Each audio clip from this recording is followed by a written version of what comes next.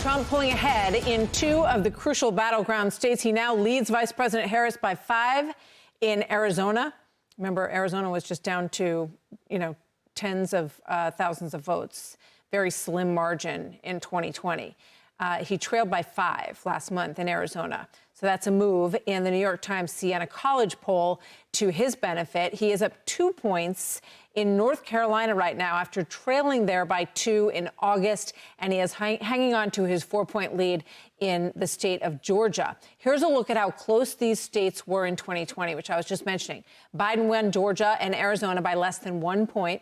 Former President Trump took North Carolina by less than 2. So with that, let's bring in Tomi Lahren, host of Tomi Lahren is Fearless on Outkick, and Robert Wolf, former economic advisor to President Obama and founder and CEO of 32 Advisors, both Fox News contributors. Great to have you with us. I want to show you this by Harry Anton at CNN and our own Bill Hemmer, great board operators when it comes to really analyzing where these numbers are moving. Let's watch this and we'll get your take.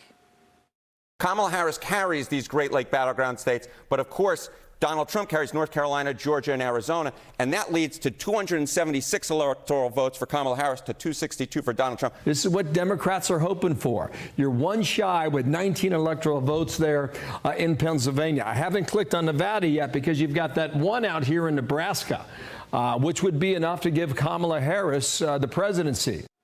So obviously both sides, Robert Wolf, have a path to 270 at this point. Pennsylvania could be the deciding place, or potentially Nebraska, which has electoral votes that are divided up after they give 2 to the winner. They divide them up a little bit. Your take on where this stands right now, given his strength that we see now in the Sun Belt?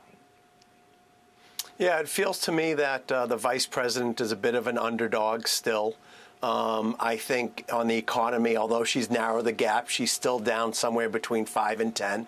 So it doesn't surprise me that the Sun Belt still seems to be going towards former President Trump. But it feels like the blue wall starting to creep back towards Harris. There was a poll today that has her up 7 in Wisconsin.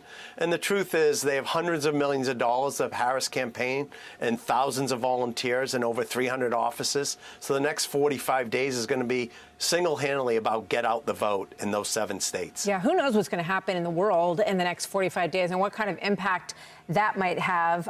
Watch this back and forth that deals with, no press conference. Nobody has really drilled down with Harris on where she stands on Israel, where she stands on some of these very hot issues. Watch this with Brett Stevens of the New York Times and Stephanie Ruhle of MSNBC.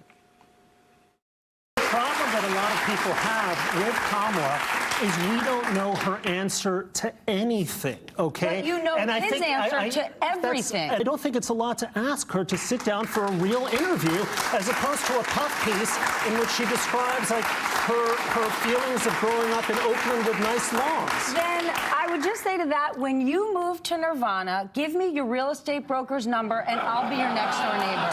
So, Tomi, the clear message there is it doesn't matter what she thinks. She's not him. Yeah, is it too much to ask that somebody running for president of the United States actually tells us what she plans to do as president of the United States? Look, I think the Kamala team thought she could run the clock. They thought that they were going to squeak by on vibes and joy. But the benefit of the doubt has run out for the Kamala Harris team and for Kamala Harris herself. The puff pieces aren't going to work. The stories about being a middle-class kid, those are getting tired and they're getting old. And the American people are unwilling to play Russian roulette with their vote. They're not going to vote for somebody when they don't know what she's going to do to the country, and the best indication that they have is what's currently happening, status quo, which is unacceptable, or even worse, back to her 2019-2020 positions that are extremely radical. So right now, the American voters in these swing states are having to choose between Kamala Harris of 2020 or Kamala Harris of 2024. That is the current vice president, and I don't think they want either of those options. Robert, quickly, if you can, she's not where Biden was with Hispanic voters or black voters. She's still playing catch up with those groups. Clearly, that's an issue. Yeah, I think, again, it's going to be all about the economy. I think on your poll, and we spoke about it the other day, it's like 40% of where people's focus are, and I'm probably light there. I'm glad she's doing a Pennsylvania economic policy speech on this Wednesday. And listen, we have to make sure that she has more substantive interviews, to your point. Robert, do you think the interviews aren't going well? When you look at Oprah and you look at these long-winded answers, even Oprah had to sort of jump in and say, can you please answer his question real quick? I think they're going well because I didn't see the Oprah one, but I saw the ABC Philadelphia one, and I thought that was a great interview. So I missed the Oprah one. All right. Thank you very much. Thanks, Tommy.